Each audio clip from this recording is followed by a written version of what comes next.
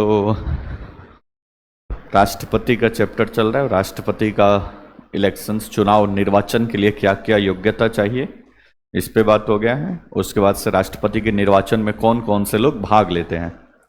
प्रक्रिया अप्रत्यक्ष मतदान के द्वारा होता है। अब कौन कौन से लोग पार्टिसिपेट करते हैं, पीछे क्लास में डिस्कस हुआ था। संसद के दोनों सदनों के निर्वाचित सदस्य, मनोनीत नहीं, केवल निर्वाचित लोग भाग लेते हैं, ठीक है। और राज्य विधानसभा के निर्वाचित सदस्य, विधानसभा, ठीक है। तो ये लोग पार्टिसिपेट करते हैं, मतलब वोट करते हैं। इसके साथ साथ दिल्ली, पांडिचेरी और जम्मू कश्मीर के विधानसभा के सदस्य भी इसमें भाग लेते हैं, मतलब वोटिंग में ये भी लोग भाग लेते हैं। दिल्ली, पांडिचेरी और ये सब व्यवस्था किया गया शुरुआत से नहीं था। 1955 से संघ शासित प्रदेशों को राष्ट्रपति के वोटिंग के लिए मतलब वो कानून पारित हुआ। तो संघ शासित प्रदेश स्पेशली दिल्ली और पांडिचेरी ये पहले से वोटिंग कर रहे थे। 1995 से पहले से लोग वोटिंग नहीं कर रहे थे, ठीक है। आज के क्लास में समझेंगे ये पूरा इलेक्शन कैसे होता है, और ये होता है एकल संक्रमणीय मत पद्धति के अनुसार। ये पूरा प्रक्रिया क्या है, और अप्रत्यक्ष मतदान जिसका भी होगा इसी प्रोसेस को पूरा किया जाएगा, ठीक है। तो एक राष्ट्रपति वाला बढ़िया से समझाते हैं। उसके बाद से राज्यसभा के सदस्य के लिए भी यही फॉलो होगा, विधान परिषद के सदस्य के लिए भी यही फॉलो होगा, उपराष्ट्रपति के लिए भी यही फॉलो होगा, जो राष्ट्रपति के इस्तेमाल किया जाएगा। क्योंकि ये दिया हुआ है यहाँ पे कि अप्रत्यक्ष चुनाव होता है राष्ट्रपति का, उपराष्ट्रपति का, राज्यसभा के सदस्यों का, एमएलसी का। तो एक राष्ट्रपति वाला समझ लेंगे, बाकी तीनों वैसे ही प्रक्रिया पूरा होगा, ठीक है। राष्ट्रपति के इलेक्शन से 30 मिनट का वीडियो संसद टीवी पे है, जिसमें पूरा विजुअल दिखाया गया है कि 2022 में जो अभी पिछला राष्ट्रपति का इलेक्शन हुआ है उसमें कैसे कैसे पूरा कौन कौन से लोग चुनाव में खड़े थे, उनके लिए क्या प्रस्तावक, अनुमोदक, सारा उसमें डिस्कस किया गया। टोटल कितने वोट पड़े, वोटों की काउंटिंग के लिए कैसे सांसद और विधायकों का वोट मूल्य अलग अलग होता है, ये सारा बात उसमें डिस्कस किया गया। जो देखा है उसको तो थोड़ा बहुत उस पर समझ हो गया होगा, बाकी जो नहीं देखा है महान आत्माएं वो जाकर घर पे देख लेंगे दोबारा, ठीक है। बोलो ना जैसा। नेक्स्ट, अब मान लो कि कौन से लोग वोटिंग करेंगे इसकी चर्चा हो गई। अब आगे आपको देखना है कि इसमें कौन कौन अब इसमें जो वोट करने के लिए प्रत्याशी भाग लेते हैं, तो दो बात आप पहले से ही जानते हैं कौन कौन भाग लेगा भाई। एक लेगा MLA, member of legislative assembly, और दूसरा लेगा लोकसभा के निर्वाचित सदस्य। यहां तक क्लियर। अप्रत्यक्ष मतदान में क्या होता है, प्रत्यक्ष मतदान में होता है कि एक व्यक्ति एक वोट काउंट होता है, एक व्यक्ति एक वोट। जैसे अभी मान लो कि विधानसभा का चुनाव होगा, तो विधानसभा के चुनाव में ईवीएम पे चुनाव होगा। हम जाए वोट करने तो हमारा एक ही वोट काउंट होगा, ठीक है। हमारे पड़ोसी जाए वोट करने तो उनका भी एक ही वोट काउंट होगा। तो एक ही सिंगल वोट, एक व्यक्ति वोट करता है उसका, मुकेश अंबानी भी वोट करेंगे तो उनका भी एक ही वोट काउंट होगा। तो प्रत्यक्ष मतदान में एक व्यक्ति का एक सिंगल वोट काउंट होता है, लेकिन अप्रत्यक्ष मतदान में इलेक्शन की प्रक्रिया थोड़ी सी अलग है, ठीक है। प्रत्यक्ष मतदान में first past the post system, winner को चुना जाता है, मतलब जिसको सबसे ज्यादा वोट मिले उसको विजेता घोषित कर दिया जाएगा, ठीक है। लेकिन अप्रत्यक्ष मतदान में नहीं होता। अप्रत्यक्ष मतदान के लिए एक फॉर्मूला है, ठीक है, वो फॉर्मूला का इस्तेमाल किया जाता है, इसमें नहीं है, ठीक है। फॉर्मूला है जिसको इस्तेमाल किया जाता है, ठीक है। वो आगे हम बता देंगे कौन सी फॉर्मूला इस्तेमाल होता है उसमें। सामान्यतः राष्ट्रपति के इलेक्शंस में, मतलब राष्ट्रपति के चुनाव में 50% +1 की आवश्यकता होती है, लेकिन राज्यसभा के लिए ऐसा व्यवस्था नहीं है और विधान परिषद के लिए भी ऐसी व्यवस्था नहीं है। राष्ट्रपति और उपराष्ट्रपति के लिए 50% +1 की चाहिए, मतलब जितना वैध मत पड़ेगा ना उसका 50% +1, ठीक है। परंतु यहाँ पे वैध मत की काउंटिंग कैसे होती है वोट पे देखिए। अब बोले कि एक होगा MLA, member of legislative assembly, या विधानसभा के सदस्य। अब विधानसभा के सदस्यों का वोट, अलग अलग विधानसभा के सदस्यों का वोट मूल्य निकाले जाता है। यहाँ पे एक विधानसभा सदस्य का एक नहीं होगा, उस राज्य की जनसंख्या के हिसाब से। मान लो कि हमारे कुचायकोट के जो विधायक हैं, ठीक है, पप्पू पांडे, तो वो मान लो कि 3-3.5 लाख की जनता का प्रतिनिधित्व करते हैं, और एक कोई सिक्किम का विधायक है जहाँ की पूरा राज्य की जनसंख्या ही 5-6 लाख के आसपास है, और जहाँ पे 32 वो सीट है। तो 6 लाख में 32 से तो एक विधायक पे लगभग 20,000 लोग आएंगे। तो वहाँ का कोई मान लो किसी क्षेत्र का विधायक है, वो 20,000 लोगों का जनप्रतिनिधि है, जबकि गोपालगंज का कोई विधायक है वो कम से कम 1.5-2 लाख लोगों का जनप्रतिनिधि है। बात क्लियर समझ में आ रहा है? तो 20,000 पे एक विधायक है। हमारे यहाँ गोपालगंज में देखोगे तो 1.5-2 लाख पे एक विधायक है। मतलब यहाँ पे जनता ज्यादा है, प्रतिनिधि मतलब प्रतिनिधि के हिसाब से जनता क्या है, ज्यादा है, वहां पे कम है। तो इसलिए राष्ट्रपति के चुनाव में प्रत्येक स्टेट के पहले विधायकों का वोट मूल्य निकाला जाता है कि एक विधायक उस स्टेट का वोट करेगा तो उसका वोट मूल्य क्या होगा। इसके लिए कानून मतलब ये आपका फॉर्मूला है एक, ठीक है, कि बिहार विधानसभा का कोई मेंबर वोट करता है तो एक वोट करेगा, उसका टोटल वैल्यू कितना होगा। बात समझ में आ गया? सिक्किम का कोई विधायक वोट करेगा तो उसका वैल्यू कितना होगा, तमिलनाडु का कोई विधायक वोट करेगा तो उसकी वैल्यू कितनी होगी। इसके लिए एक फॉर्मूला लिखा गया है वहां पे। पहला बात क्लियर हो गया।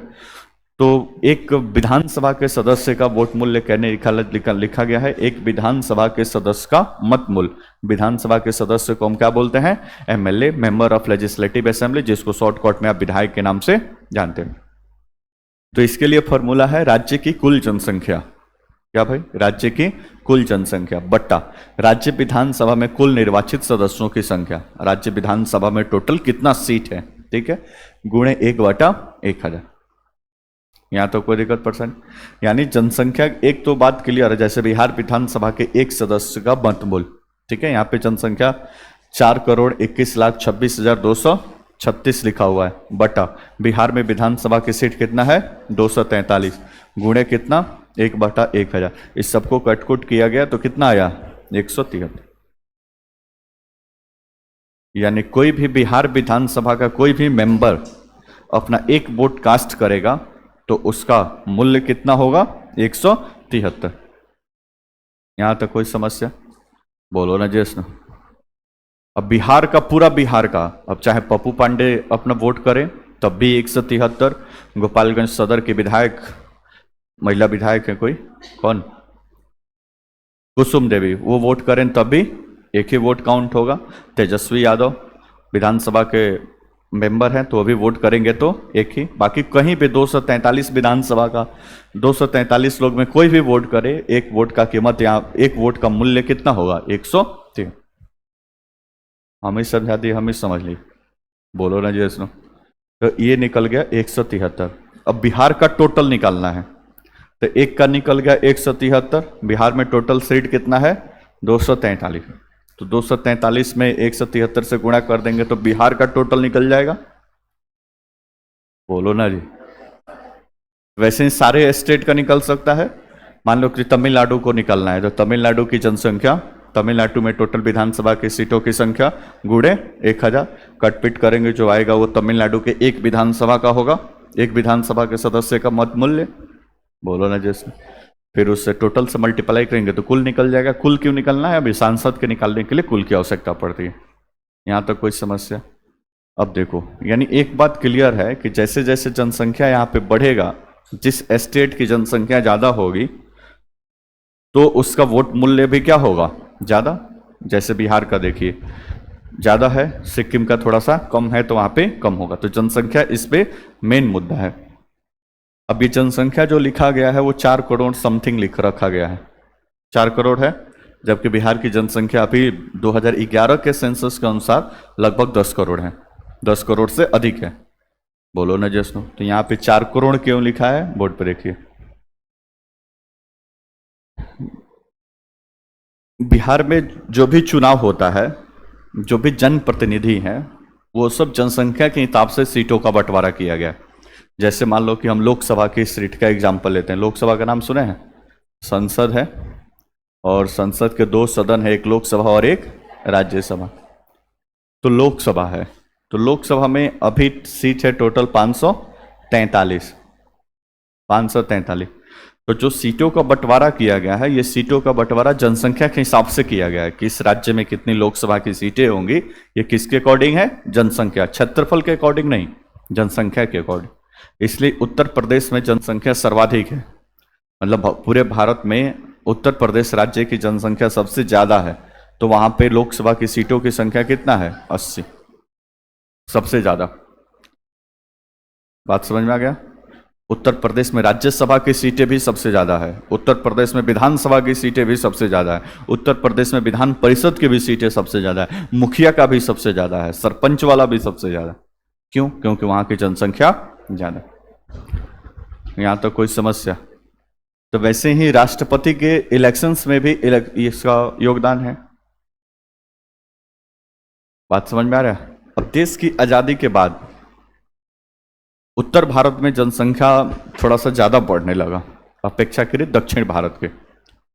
अभी भी है उत्तर भारत का, अगर जनसंख्या वृद्धि दर देखेंगे तो लगभग मतलब 2.5 या 3 के आसपास, बिहार में तो 3+ है।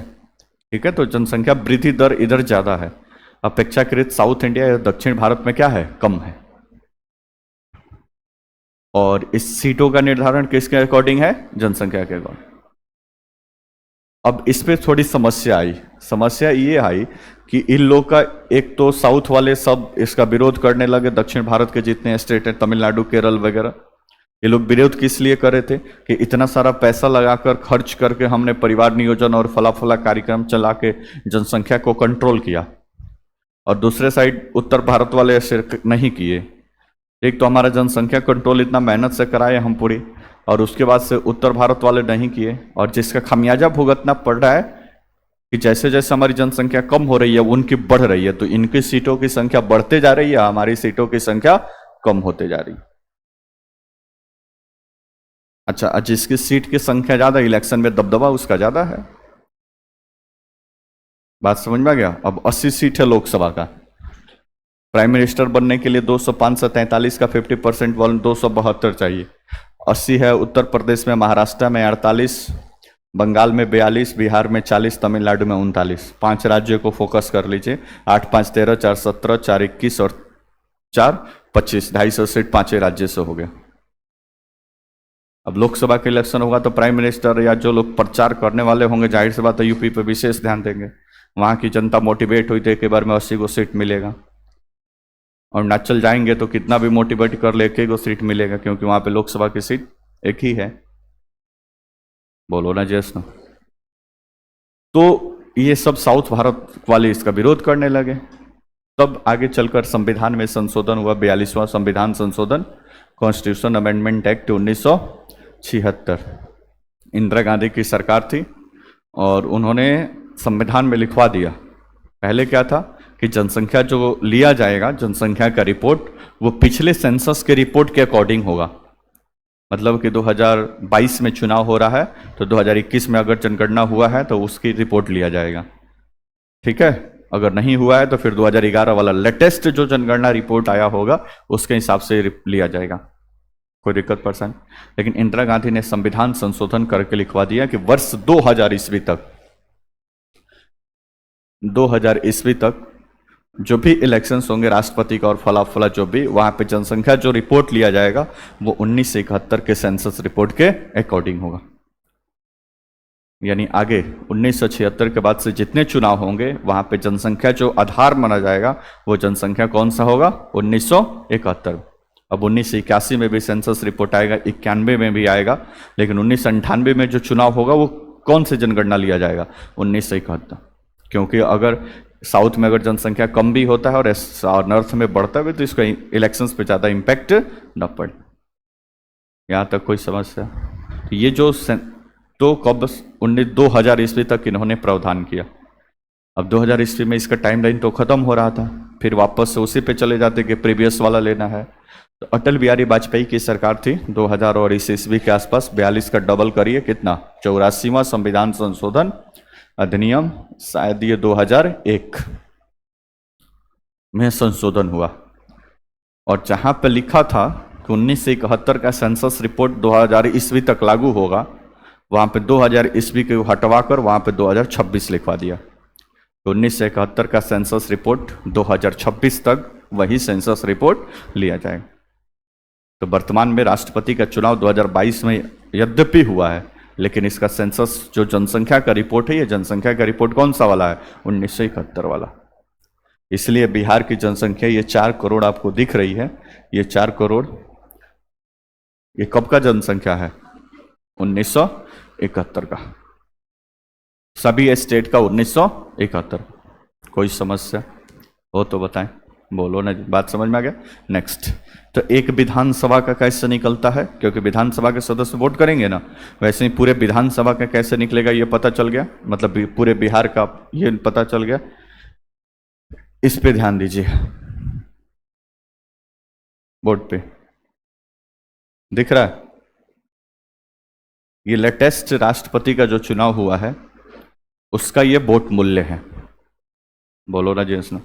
अच्छा, इस वाले फॉर्मूला से मान लो कि ये कट किया गया तो एक बिहार के विधानसभा के वोट मूल्य कितना आया? 100। कोई दिक्कत परेशानी? अच्छा, ऐसी संभावना बन सकती है कि बाकी 28 राज्य और 3 केंद्र शासित प्रदेशों में, मान लो कि तमिलनाडु की जनसंख्या रखा जाए, वहां की विधानसभा की टोटल सीट रखा जाए और गुणे 1/1000 किया जाए, तो हो सकता है, संभावना है कि किसी 2 स्टेट का एक एमएलए का वोट मूल्य क्या हो जाए? एक समान हो जाए। फिक्स नहीं है, हमें समझा दिया, हमें समझिए। मतलब मान लो कि जम्मू कश्मीर का रखा जाए या फिर आपको मध्य प्रदेश का रखा जाए और दोनों को कटाया जाए और 1/1000 से गुणा किया जाए, तो ऐसी पॉसिबिलिटी बनती है कि 28 राज्य और 3 यूटीज में से किसी किसी का एक समान हो जाए। संभावना बनती है, फिक्स नहीं है। बात समझ में आ गया? तो अगर स्टेटमेंट आए कि भारत के सभी राज्यों का, सभी विधानसभा के सदस्यों का वोट मूल्य एक समान होता है, गलत है कि सही है? गलत है, क्योंकि जनसंख्या अलग अलग, सबका अलग अलग होगा। लेकिन ऐसी हो सकता है, तो आराम से हो सकता है, हुआ भी है। जैसे ये देखो, सभी स्टेट का यहां पे लिखा हुआ है। अभी हम एग्जांपल देते किसका? बिहार का। चौथा नंबर बिहार है ये, ठीक है। बिहार में 243 सीट है, जनसंख्या वो लिखे थे 4,21,26,236। एक सदस्य का मत मूल्य कितना था? 173, और टोटल यहाँ पे 173 गुणे 239 42,039, ये टोटल बिहार का निकल गया। अब आइए देखते हैं किसका किसका एक मतलब कुछ कुछ ऐसे हैं जिसका एक समान है। तो 106, देखो यहाँ पे एक 176 है और यहाँ पे भी 176 है। यहाँ पे आपका स्टेट है तमिलनाडु और यहाँ पे स्टेट है आपका झारखंड। बात समझ में आ गया? मतलब झारखंड की 1971 की जनसंख्या बटा झारखंड की विधानसभा की सीटें गुणे 1/1000। वैसे तमिलनाडु की टोटल जनसंख्या, तमिलनाडु की टोटल सीटें गुणे 1/1000। जब कटपीट किया गया तो इसका भी 176 आया और इसका भी 176। लेकिन बाकी सब तो ऐसे नहीं है ना, तो हो सकता है कि किसी किसी केस में एक समान आ जाए, लेकिन ये फिक्स नहीं है। बात समझ में आ गया? बोलो ना जी। जैसे एक आ गया, बाकी सब तो क्या है? अलग अलग। तो वैसे ही सभी स्टेट का यहाँ पे वोट मूल्य निकला हुआ है, सभी राज्यों का निकला हुआ है। सभी राज्य मतलब 28 राज्य और 28 राज्य और प्लस 3 केंद्र शासित प्रदेश। तो 28 राज्य और 3 केंद्र शासित प्रदेश, 31 तक दिया हुआ है, ठीक है। पुदुचेरी, ये दिल्ली, जम्मू कश्मीर इधर ही कहीं होगा, जम्मू कश्मीर, तीनों केंद्र शासित प्रदेश भी इसमें ऐड। समस्या कोई? तो सभी स्टेट का पहले ऐसे कैलकुलेट करके सारा स्टेट का निकल गया, तो पूरे भारत के 28 स्टेट और 3 यूटीज के टोटल विधायक, अगर वोट, टोटल विधायकों का वोट मूल्य यहां पे निकला हुआ है 5,49,495। इसको हम भेजेंगे टेलीग्राम पे, देख लीजिएगा। आप भी डालेंगे गूगल पे तो मिल जाएगा। कोई बहुत बड़ा ये मतलब सीक्रेट दस्तावेज नहीं है कि हमको मिल गया और आपको नहीं मिलेगा, ठीक है। कितना है भाई? 5,49,495। यानी पूरे भारत में जो भी विधायक लोग वोट किए होंगे तो 5,49,495 वोट पड़ा होगा। परंतु वीडियो जो लोग देखे उनको पता है कि इतना तो पड़ा नहीं, क्योंकि उस समय जम्मू कश्मीर विधानसभा भंग था, वो सिटिंग में नहीं था। तो जम्मू कश्मीर विधानसभा भंग था, तो जम्मू कश्मीर विधानसभा का जितना वोट मूल्य होगा ये इसमें काउंट नहीं, क्योंकि वहां के लोग वोटिंग नहीं किए थे। बाकी सभी 28 राज्य और 2 केंद्र शासित प्रदेश के लोग वोटिंग किए थे। यहां तक कोई समस्या? तो एक विधायक का मत मूल्य टोटल गुणे विधानसभा कितना है, पूरा एक स्टेट का निकलेगा और सभी स्टेट को जोड़कर इतना निकल गया। ठीक है, सभी स्टेट में विधायकों का मत मूल्य अलग अलग होता है, लेकिन संभावना यह भी है कि किसी 2 स्टेट में कटाने के बाद से सेम आ जाए, जैसे तमिलनाडु और झारखंड। और एक स्टेट कोई है जिसका समान है, किसका? असम। असम का कितना है? 116। पंजाब, पंजाब का 116। यहाँ पे भी क्या हो गया? एक समान हो गया। तो हो सकता है, वो संभावना है, लेकिन ज्यादातर केस में आपको वो एक समान नहीं मिलेगा। यहां तक समझ गए? नेक्स्ट, तो विधायक का काम हो गया। विधायक कैसे उनका वोट मूल्य निकल गया, और विधायक के साथ ये वोट मूल्य निकालने का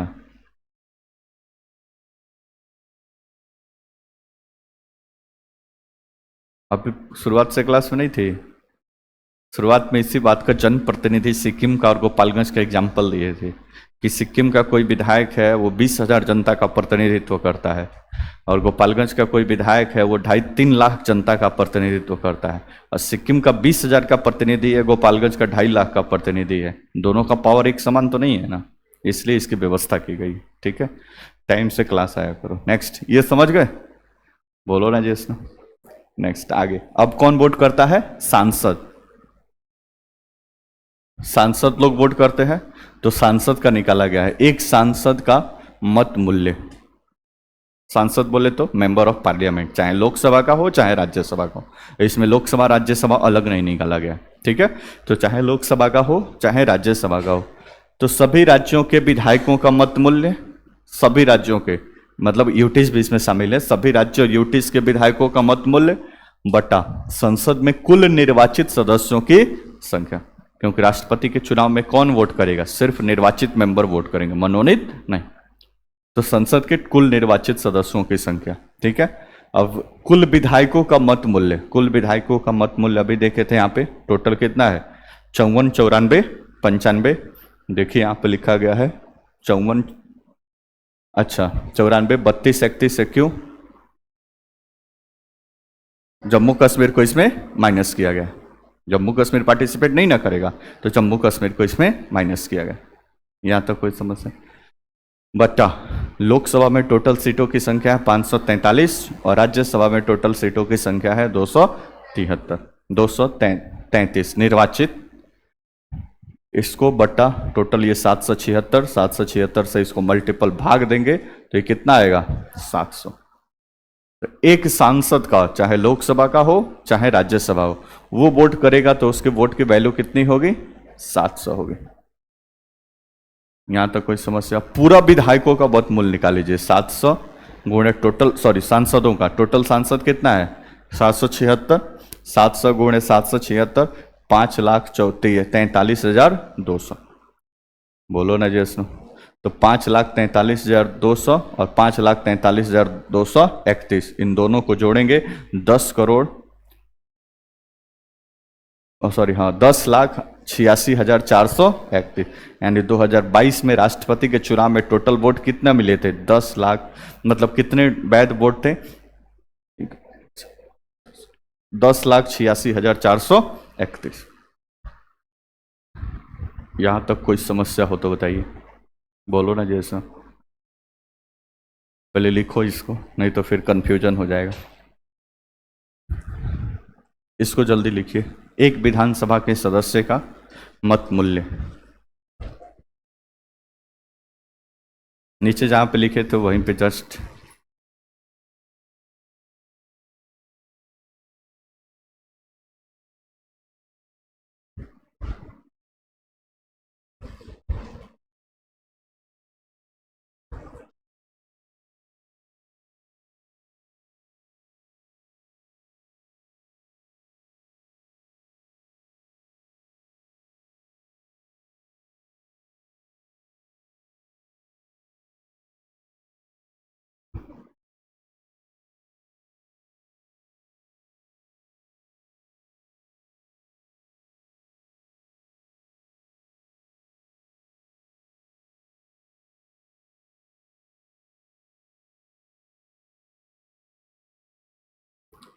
हो गया।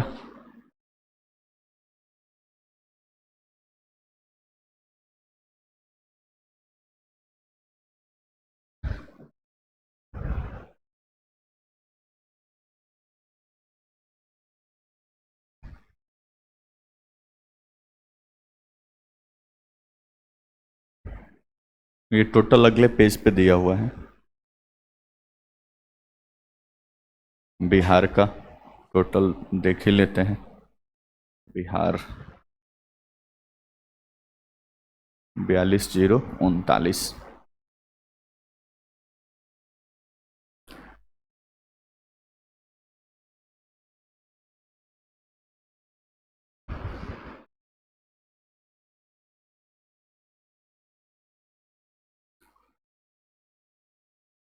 ये ग्रेजुएशन लेवल के सवाल क्वेश्चन मतलब एग्जाम में ना ये पूरा पूछ देता है कभी कभी, तो इसको थोड़ा सा ध्यान में रखिएगा।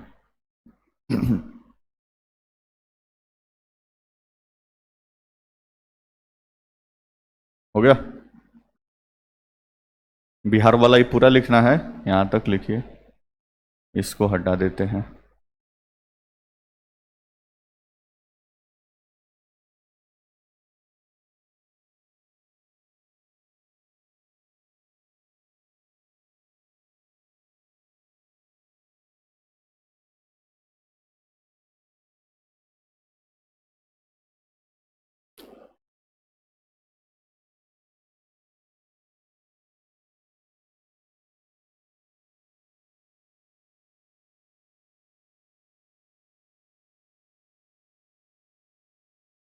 हो गया। नेक्स्ट आगे।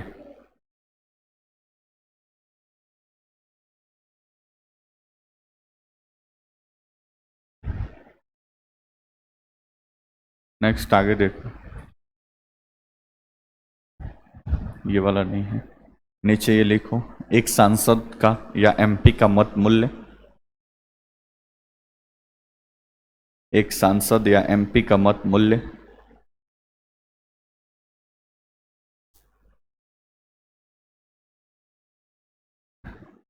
सभी राज्यों के विधायकों का मत मूल्य बटा संसद में कुल निर्वाचित सदस्य।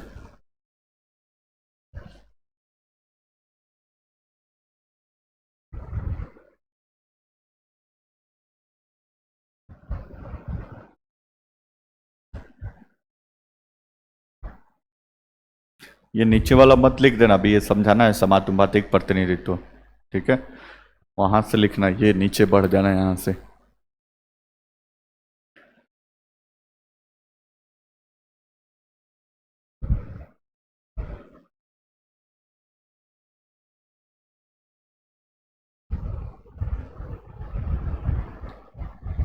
उसमें जम्मू कश्मीर को छोड़ के लिया गया है।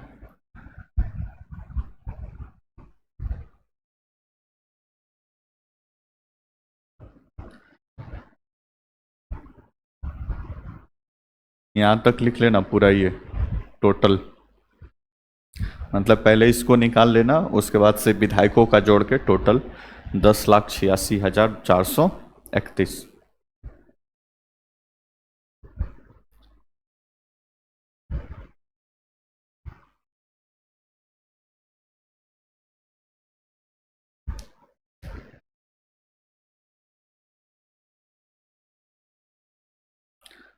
सो गई गाई तुम, लिख लिए। नेक्स्ट आगे। हो गया। फास्ट लिखिए।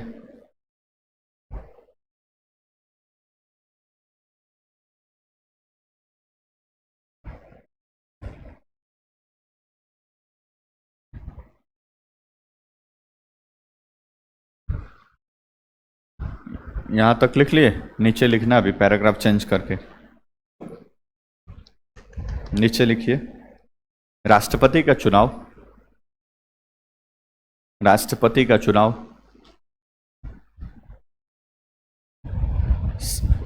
लिखा है यहाँ पे बोर्ड पे, समानुपातिक प्रतिनिधित्व की एकल संक्रमणीय मत पद्धति, यहाँ पे है समानुपातिक प्रतिनिधित्व की एकल संक्रमणीय मत पद्धति।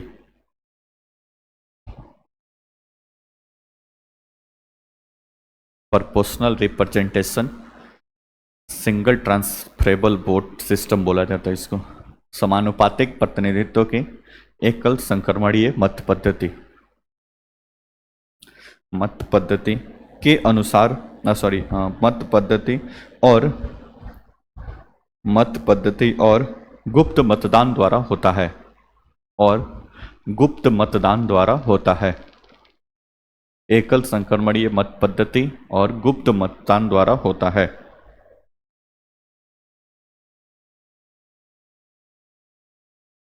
पूर्ण विराम, उससे में लिखिए इसके अंतर्गत किसी उम्मीदवार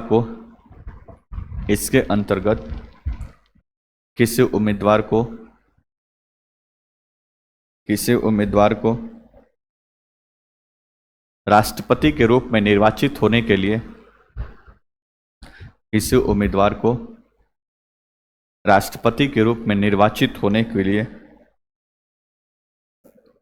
एक निश्चित वोट की आवश्यकता होती है। निर्वाचित होने के लिए एक निश्चित वोट की आवश्यकता होती है। निश्चित वोट की आवश्यकता होती है जो कुल वैध मतों का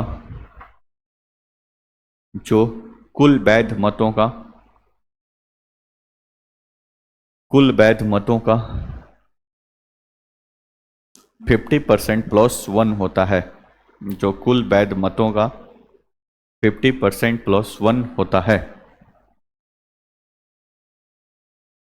कुल वैध मतों का 50% प्लस 1 होता है।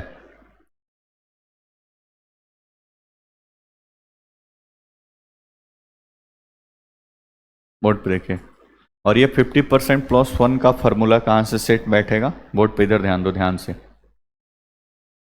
ये नीचे दिख रहा है ये वाला? हेलो, पीछे दिख रहा है ये? नहीं दिख रहा है तो बताओ। इसको आवश्यकता नहीं सर, हम इधर उधर कर सकते हैं, ये हमारे बस में।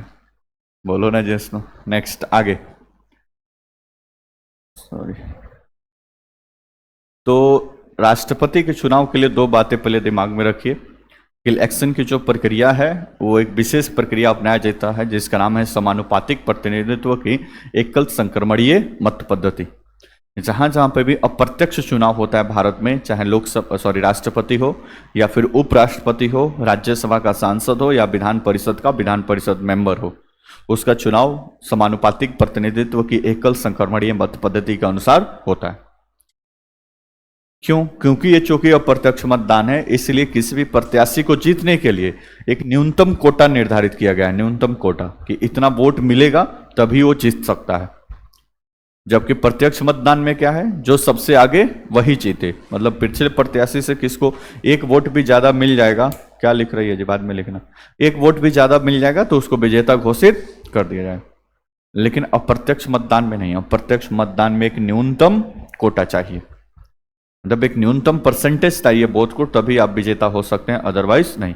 अब इसके लिए फॉर्मूला दिया गया, न्यूनतम परसेंटेज, न्यूनतम कोटा कैसे निकलेगा? तो कुल वैध मत, मतलब टोटल कितना वैध मत है वो, बटा निर्वाचित होने वाले उम्मीदवारों की संख्या, प्लस 1 नीचे है, और फिर टोटल करके फिर लास्ट में प्लस 1। बोलो ना जैसनो। नीचे देखो, मान लेते हैं कि टोटल वैध मत था 10,86,431। हम उसके जगह पे मान लेते हैं कि कुल वैध मत है कितना? 100। सबको 100 मान ली, वो भी डाटा लिख रखेंगे तो इतना ही आएगा, ठीक है। बटा निर्वाचित होने वाले उम्मीदवार, राष्ट्रपति एक ही ना चुनना है, तो निर्वाचित होने वाले उम्मीदवारों की संख्या 1, ठीक है। नीचे प्लस 1 है, बोलो ना जैसनो, तो नीचे प्लस 1, फिर टोटल में प्लस 1। कोई दिक्कत? 100 बटा में एक जो जोड़ेंगे कितना? 2, प्लस 1 इधर है तो इधर इसको कटाएंगे तो कितना आएगा? 50, और इधर जोड़ेंगे प्लस 1, ये वाला प्लस 1 है ना, तो 50 प्लस 1 कितना? 51। यानी टोटल वैध मतों की संख्या अगर 100 लिए तो इनको कितना चाहिए? 51। वो 10 लाख वाला डाटा रखते तब भी 50% प्लस 1 ही आता, तो इसी को शॉर्टकट में हम 50% प्लस 1 कह देते हैं, यानी 50% से अधिक। उपराष्ट्रपति में भी सेम लगेगा, क्योंकि उपराष्ट्रपति एक ही चुनना है, तो वहां पे ये सेम लगेगा। लेकिन मान लो कि 10 राज्यसभा के सदस्यों की संख्या, 10 राज्यसभा सदस्यों का एक साथ चुनाव हो रहा है, तब ये डाटा बदल जाएगा। यहाँ पे 10 वो राज्यसभा वाले क्लास में देखेंगे। यहाँ तक कोई समस्या? तो जो भी प्रत्याशी जीतेगा उसको टोटल वोट की कितना चाहिए? 50% प्लस 1। टोटल वोट कितना था? 10,86,431। यानी राष्ट्रपति का चुनाव जीतना है तो आपको इसका 50% 1 करेंगे, 2 पचे 10, 2 चौका 8, 2 3 6, 2 दूना 4, 2 1 कम 2, 2 पचे 10।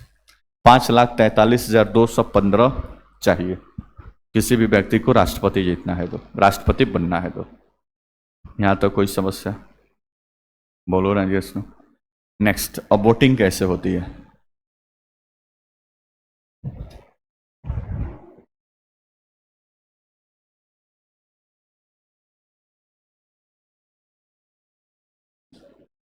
बोर्ड पे देखो, वोटिंग कैसे होती है। जितने सारे सांसद हैं, आपको और हमको वोट करना होगा तो अपने बूथ पे वोट करते हैं। जो भी बूथ पे आपका रजिस्ट्रेशन हुआ है, मतलब आपका वोटर लिस्ट का नाम जुड़ा है, उसी बूथ पे आप वोटिंग कर सकते हैं। ऐसा नहीं कि आपका बूथ नंबर है 245, आप चले गए 246 पे, कहीं वोट ही ना करना है, तो ऐसा पॉसिबिलिटी नहीं है। जिस बूथ या जिस वोटर लिस्ट में आपका नाम होगा उसी के अकॉर्डिंग अपने आप वोट कास्ट कर सकते हैं, वोट दे सकते हैं। यहाँ तक कोई समस्या? अब विधायक और सांसद वोट करेंगे, तो सांसद लोगों के लिए दिल्ली व्यवस्था है, वो अपना दिल्ली जो पार्लियामेंट है उसी में वोटिंग की प्रक्रिया होती है। स्टेट के जितने सारे विधायक हैं उनके पास दोनों ऑप्शन हैं, चाहे तो स्टेट विधानमंडल का जो हाउस है वहां पे अपना वोट कर दें, या फिर अगर मान लो कि कोई पटना में उपस्थित नहीं है, उस दिन दिल्ली में है, तो कोई दिक्कत नहीं, वो दिल्ली में भी अपने वोट दे सकता है, कोई उसमें समस्या नहीं। तो 2 जगह वोटिंग होता है, सभी राज्यों के विधानमंडल में और साथ ही साथ दिल्ली संसद भवन में। कोई दिक्कत परेशानी? अब इसमें वोट कैसे होती है? हम लोग जाते हैं वोट करने तो ईवीएम है, ईवीएम पे एक तरफ प्रत्याशी का नाम है, प्रत्याशी का चुनाव चिन्ह है, इधर बटन दिया हुआ है, जिसको वोट करना है वो बटन क्लिक करके चले आए। वीवीपैट बगल में लगा है, वो पुर्जा निकलेगा, देख लिया जिसको दिया था उसी को गया कि नहीं गया, बोलो ना जैसे। लेकिन राष्ट्रपति के चुनाव में ऐसा नहीं होता है। राष्ट्रपति का चुनाव अप्रत्यक्ष मतदान से होता है, वीवीपैट और ये ईवीएम का इस्तेमाल नहीं होता है, बैलेट पेपर से चुनाव होता है जो पहले हुआ करता था। अब इसमें जो भी वोट करने जाएगा कोई विधायक या सांसद, तो इसमें प्रेफरेंस के आधार पर वोटिंग करनी होती है। जैसे मान लीजिए कि एक कोई विधायक बिहार का गया वोट करने, तो उसको सबसे पहले ये एक कागज मिलेगा, कागज जिस पे मान लो कि प्रत्याशी 3 है, तो तीनों प्रत्याशी का नाम, उनका मतलब आगे उस नाम लिखा होगा। कोई दिक्कत परेशानी? अब नाम के आगे प्रेफरेंस देना है। हम ही समझा रहे हैं, हमें समझने वाला बात नहीं है। वीडियो में भी काफी अच्छा से बताया गया है। लोकसभा वाला टीवी वाला जो वीडियो डाले थे, संसद टीवी वाला परसों डाले थे, हम नहीं देखे हैं, तो उसके लिए हम क्या कर सकते हैं बताइए? आपके बदले हम नहीं देख सकते हैं, और यहाँ पे आप सोच रहे हैं कि आधा घंटा हम दिखाएं, तो पॉसिबल नहीं है। बोलो ना जैसा। बोर्ड पे देखो, तो ये गए वोट करने, तो वोट करने गए तो एक पेज मिलेगा जिसमें जितने प्रत्याशी खड़ा हुए हैं सब लोगों का नाम लिखा हुआ है, बगल में बॉक्स बना हुआ है।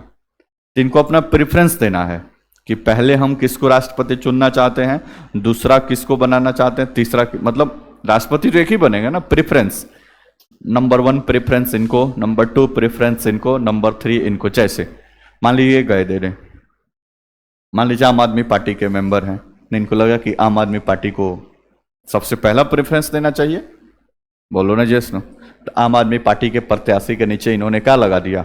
1 लगा दिया। कोई दिक्कत? इनको लगता है कि आम आदमी पार्टी का नहीं बने तब भी कोई दिक्कत नहीं है। दूसरा, अगर कांग्रेस भी बन जाए तो कोई ज्यादा दिक्कत परेशानी नहीं है, तो अपना दूसरा प्रेफरेंस किसको लगा दिए? कांग्रेस को। इनको लगता है कि ये भी नहीं बने, भारतीय जनता पार्टी वाला भी बन जाए तब भी ठीक है, तो अपना तीसरा प्रेफरेंस किसको लगा दिए? भारतीय जनता पार्टी को। हम ही समझा रहे हैं, हम ही समझ रहे हैं, बोलो ना जैसे। ये वोट करके चले, पहला प्रेफरेंस देना अनिवार्य है, दूसरा बाकी दें या न दें आपको कोई मतलब वो नहीं देंगे तब भी कोई जरूरी नहीं है। जैसे मान लो कि ये बी व्यक्ति गए वोटिंग करने, भारतीय जनता पार्टी के हैं, तो इन्होंने पहला प्रेफरेंस बी को दे दिया, कोई दिक्कत नहीं, इनको लगता कि नहीं कांग्रेस वाला भी नहीं बनना चाहिए, ये भी नहीं बनना चाहिए, तो अपना दो प्रेफरेंस से नहीं देंगे, कोई दिक्कत नहीं। पहला देना अनिवार्य है, बाकी बात दें या न दें आपके ऊपर डिपेंड करता है, लेकिन पहला नहीं देंगे तो वोट अवैध घोषित हो जाएगा। हमें समझा दिया, हमें एग्जाम में नहीं पूछेगा, आप टेंशन मत लीजिए, ऐसे ही हम बता रहे हैं कि कैसे वोटिंग प्रक्रिया होती है। ये नहीं चाहिए कि एग्जाम में एग्जामिनर आके पूछेगा आओ पहले बताओ कैसे वोटिंग होता है, बस समझने के लिए है। बात समझ में आ गया? बोलो ना जैसे जैसे मान लो कि यहाँ पे ये कोई और गया, मान लो कि ये कांग्रेस वाला गया, तो कांग्रेस पे पहला लगा दिया, इसको लगता है कि नहीं आम आदमी पार्टी वाला ठीक है, तो इसको दूसरा पे लगा दिया, नहीं बीजेपी तो कतई नहीं, तो इसको तीसरा छोड़ दिया, दो ही अपना प्रेफरेंस दिया। पहला देना अनिवार्य है, बाकी दें या ना दे आपके ऊपर डिपेंड करता है। कोई दिक्कत समस्या? बोलो ना जी असरो। वैसे ही मान लो कि टोटल 100 लोग वोट कर रहे हैं और 100 वोट है टोटल, तो 100 को ऐसे पर्चा निकलेगा। बोलो ना जी असरो। 100 लोग का वोट काउंट होगा, तो 100 को ऐसे पर्चा निकाला गया। अब वोट कैसे काउंट होता है? सबसे पहले पहले राउंड की गणना होती है, पहला प्रेफरेंस वाले को देखा जाता है पहला, और जीतने के लिए कितना चाहिए? 50% प्लस 1, 51 चाहिए। तो सबसे पहले पहले राउंड में कि 1 नंबर कितने को कितना मिला है, एक एक नंबर कितने को कितने मिला, तब पता चला कि इसमें 55 लोग ऐसे हैं जो आम आदमी पार्टी को 1 नंबर दिए हैं, ठीक है। बाकी 30 लोग ऐसे हैं जो भारतीय जनता पार्टी को 1 नंबर पे रखे हैं, और बाकी 15 लोग ऐसे हैं जो कांग्रेस को 1 नंबर पे रखे हैं। जीतने के लिए कितना चाहिए? 51, 100 वोट है, 50% प्लस 1। तो इस केस में चूंकि इनको 51 से अधिक मिल गया है, 50% से अधिक है, इनको विजेता घोषित कर दिया जाएगा, फूल माला वगैरह पहना के जिंदाबाद जिंदाबाद नारा लगाए। कोई समस्या? बोलो ना जी। तो इसको बोलते हैं कि पहले राउंड का गणना हुआ और पहले राउंड में ही इसका रिजल्ट आ गया। परंतु केस नंबर 2 भी हो सकता है।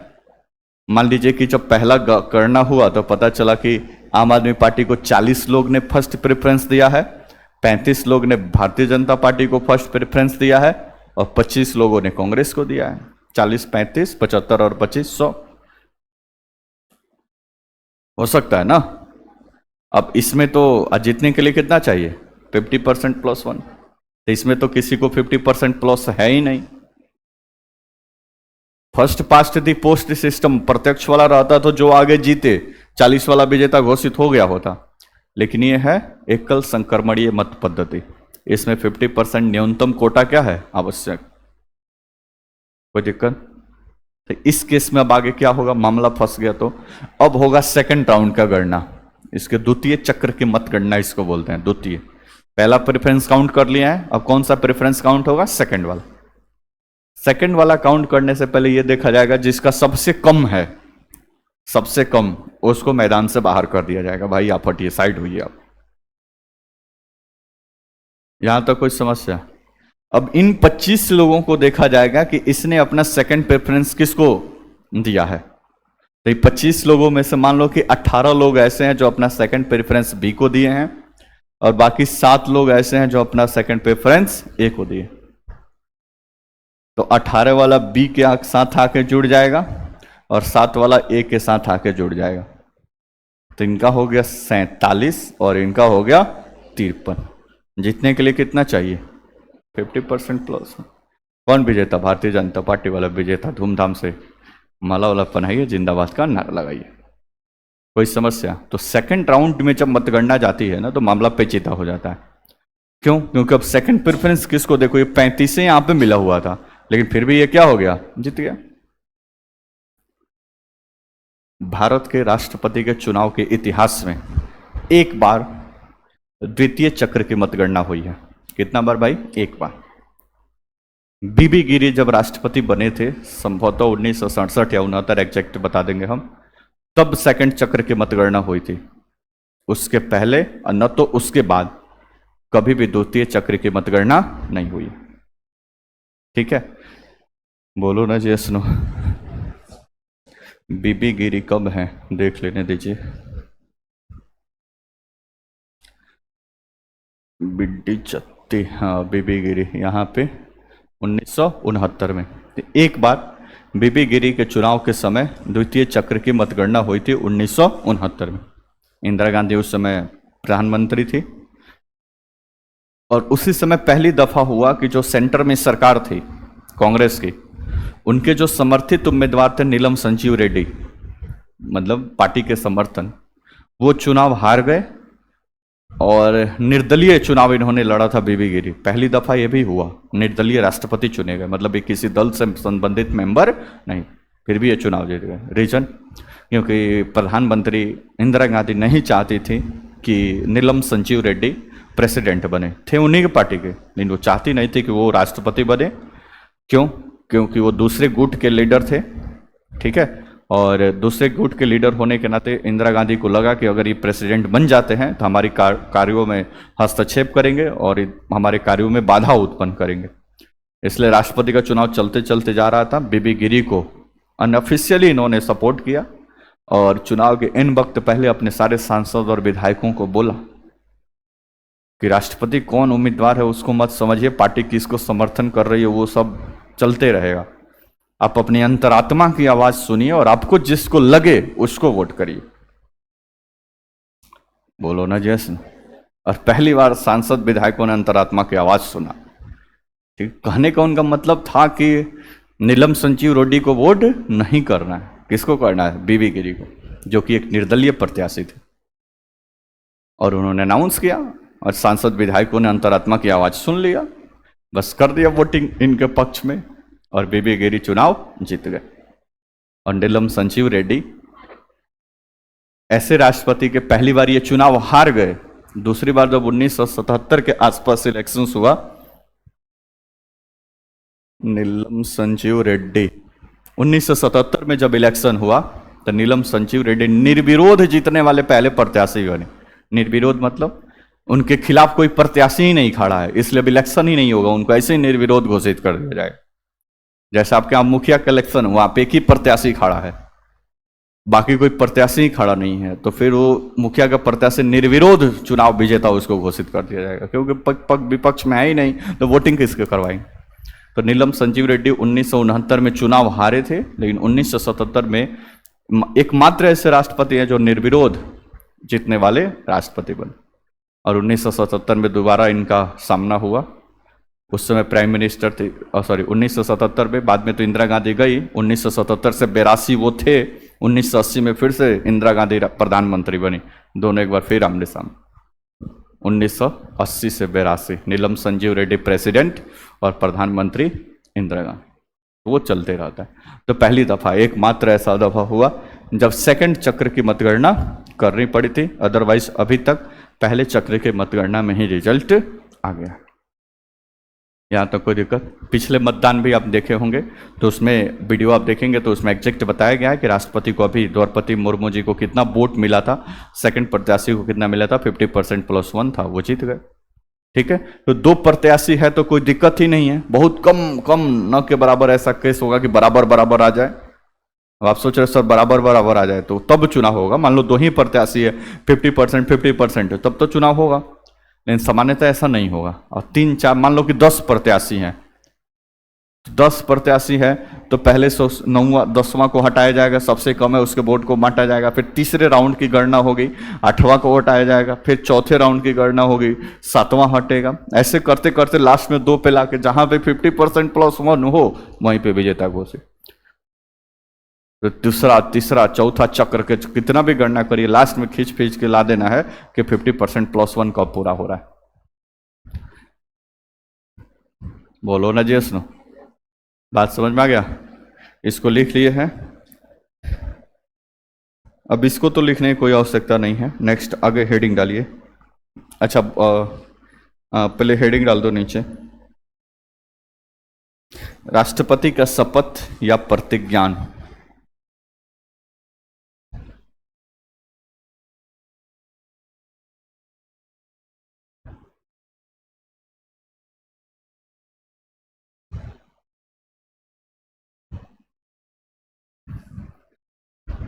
राष्ट्रपति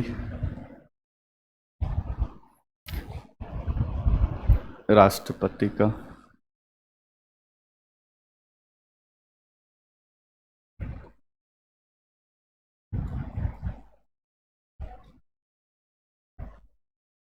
शपथ या इसी को बोलते हैं प्रतिज्ञान।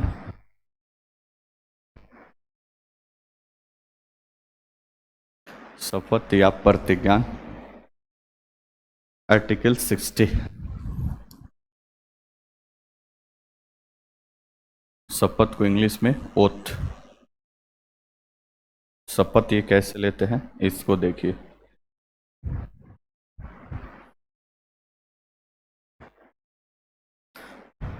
ओथ या शपथ।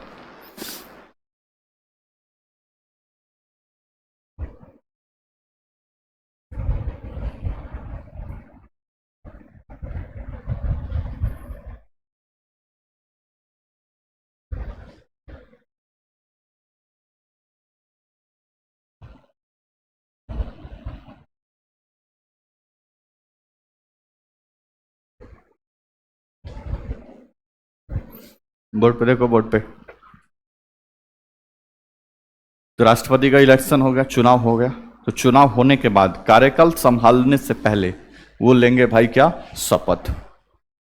शपथ लेंगे ना, मैं ईश्वर की शपथ लेता हूं कि राष्ट्र की सेवा में लगा रहूंगा, एकता अखंडता बचा के रखूंगा। शपथ कौन दिलवाएगा? बोर्ड पर देखिए, सुप्रीम कोर्ट का जो मुख्य न्यायाधीश होगा, चीफ जस्टिस ऑफ इंडिया। ठीक है, सुप्रीम कोर्ट या सर्वोच्च न्यायालय में आप जाएंगे तो टोटल अभी न्यायाधीशों की संख्या 1 + 33। टोटल कितने लोग हैं? 34। कोई दिक्कत परेशानी? एक है मुख्य न्यायाधीश और बाकी 33 कौन है? अन्य न्यायाधीश। मुख्य न्यायाधीश कौन बनता है? जो सबसे वरिष्ठ होता है। ठीक है, वही मुख्य न्यायाधीश बनता है। वरिष्ठता कैसे प्रभावी होती है? वरिष्ठ किसको बोला जाता है? मान लीजिए कि आपका एज है 25 साल और आप 4 साल से नौकरी कर रहे हैं, ठीक है, और किसी का एज है 30 साल, वो 3 साल से ही नौकरी कर रहा है, तो वरिष्ठ कौन हुआ? 4 साल वाला। कितना दिन तक काम किया उसके आधार पर वरिष्ठ। एज के अनुसार वरिष्ठता तय न होती है कि सबसे ज्यादा उम्र के ये हैं तो ये वरिष्ठ होंगे, ऐसा कोई प्रावधान नहीं। तो वैसे ही यहाँ पे भी व्यवस्था है। सुप्रीम कोर्ट का सबसे वरिष्ठ न्यायाधीश ज्यादा दिन तक कौन काम किया? वो चीफ जस्टिस ऑफ इंडिया, नीचे बाकी 33 अन्य। तो मान लीजिए कि सुप्रीम शपथ राष्ट्रपति को दिलवाएगा chief justice of India, Bharat का मुख्य न्यायाधीश, सर्वोच्च न्यायालय का मुख्य न्यायाधीश।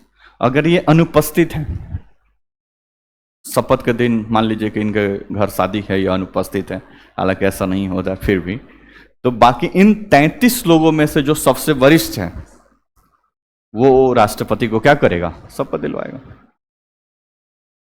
कोई दिक्कत? मान लीजिए वो भी अनुपस्थित है तो 32 लोगों में से जो सबसे वरिष्ठ है वो शपथ दिलवाएगा। वो भी अनुपस्थित है तो 31 लोगों में जो वरिष्ठ है वो शपथ, वो भी, तो फिर 30 में जो वरिष्ठ है, मतलब सबसे वरिष्ठ में वरिष्ठ लोग उसको क्या करते हैं? शपथ दिलाते हैं। किसको? राष्ट्रपति। सुप्रीम कोर्ट का मुख्य न्यायाधीश या उनके अनुपस्थिति में सुप्रीम कोर्ट का वरिष्ठ न्यायाधीश उनको शपथ दिलाता है। यहां तो कोई दिक्कत? लिखिए, डैश देखिए। राष्ट्रपति पद ग्रहण करने से पूर्व, राष्ट्रपति पद ग्रहण करने से पूर्व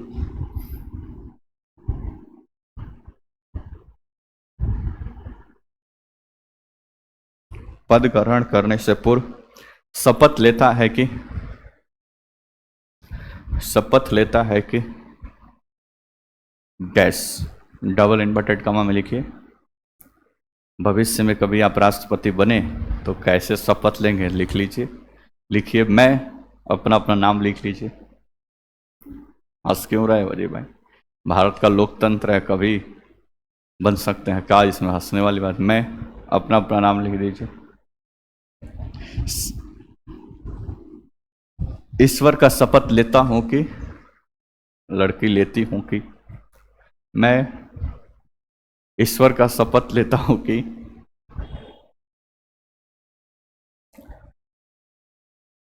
राष्ट्रपति पद का, राष्ट्रपति पद का कार्य पालन करूंगा, राष्ट्रपति पद का कार्य पालन करूंगा,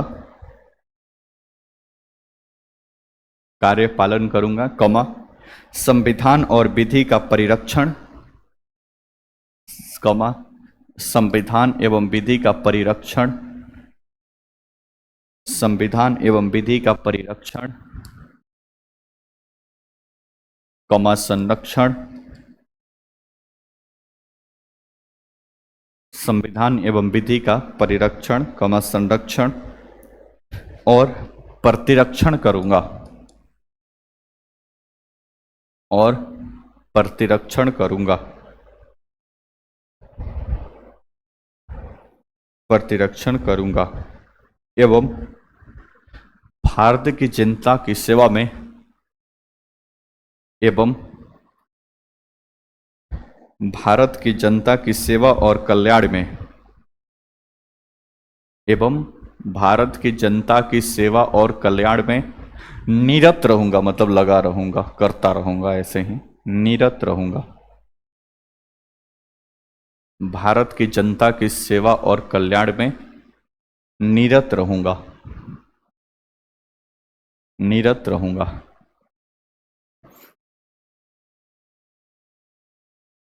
पूर्ण विराम, डबल इन्वर्टेड कमा बंद, नीचे अपना हस्ताक्षर।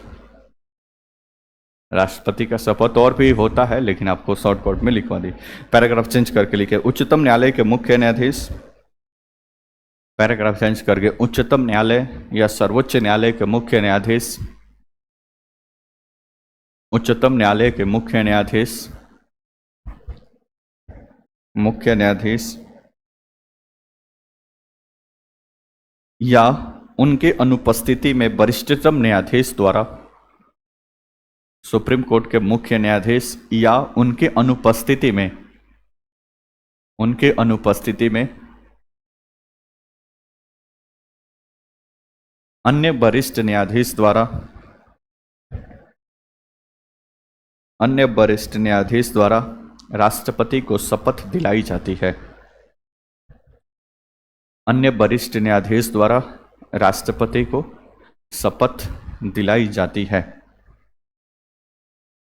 सुप्रीम कोर्ट के मुख्य न्यायाधीश या उनके अनुपस्थिति में अन्य वरिष्ठ न्यायाधीश द्वारा राष्ट्रपति को शपथ दिलाई जाती है।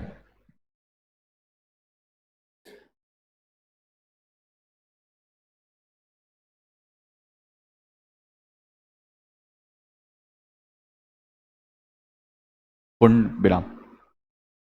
तो चैप्टर पढ़ने हम राष्ट्रपति, राष्ट्रपति कौन होता है उसके बारे में समझे, राष्ट्रपति के चुनाव लड़ने के लिए क्या योग्यता होनी चाहिए उसके बारे में लिखे, राष्ट्रपति का इलेक्शंस कैसे होता है, उनकी वोटिंग कैसे होती है इसके बारे में समझे, राष्ट्रपति का जब चुनाव हो गया तो कार्य करने से पहले शपथ कैसे लेता है, ये हो गया। ठीक है, अब राष्ट्रपति का शपथ भी हो गया, तो अब अगले कल के क्लास में देखेंगे कि अभी तक कौन कौन लोग राष्ट्रपति बने हैं।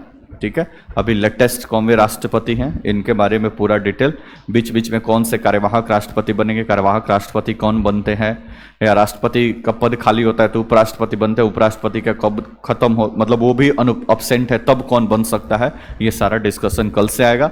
और फिर राष्ट्रपति को कैसे हटाया जाता है, महाभियोग क्या होता है उसके बारे में ये दोनों बात कल डिस्कस हो गई। उसके बाद से फिर आएगा राष्ट्रपति की कार्य एवं शक्तियां, राष्ट्रपति कौन कौन सा कार्य करता है, ये सारा बात आएगा। ठीक है, तो ये स्लाइड, ये वाला पेज हम भेजेंगे टेलीग्राम पे, इसको हूबहू लिख देना है। अभी तक जो जो भी राष्ट्रपति बने हैं उनका ये लिस्ट है, तो इसको अपने कॉपी में जहाँ पे आप लिखे हैं नीचे हेडिंग डाल दीजिएगा। 1950 से लेकर वर्तमान तक राष्ट्रपति की हेडिंग डाल ही लो, नहीं तो फिर 1950 ईस्वी से लेकर वर्तमान तक राष्ट्रपति का क्रम, हेडिंग डाल दीजिए। 1950 से लेकर वर्तमान तक राष्ट्रपति का क्रम, 1950 से लेकर वर्तमान तक राष्ट्रपति का क्रम, डैश नीचे ये पूरा लिस्ट आपको लिख लेना है। कोई समस्या बोलो ना जैसो, तो आगे फिर कल चर्चा जारी रहेगी और टाइम से उपस्थित होइए। आते आते आ रहे हो सब 7:20-25 तक, कैसे काम चलेगा। ठीक है, तो टाइम से आइए। ओके, धन्यवाद।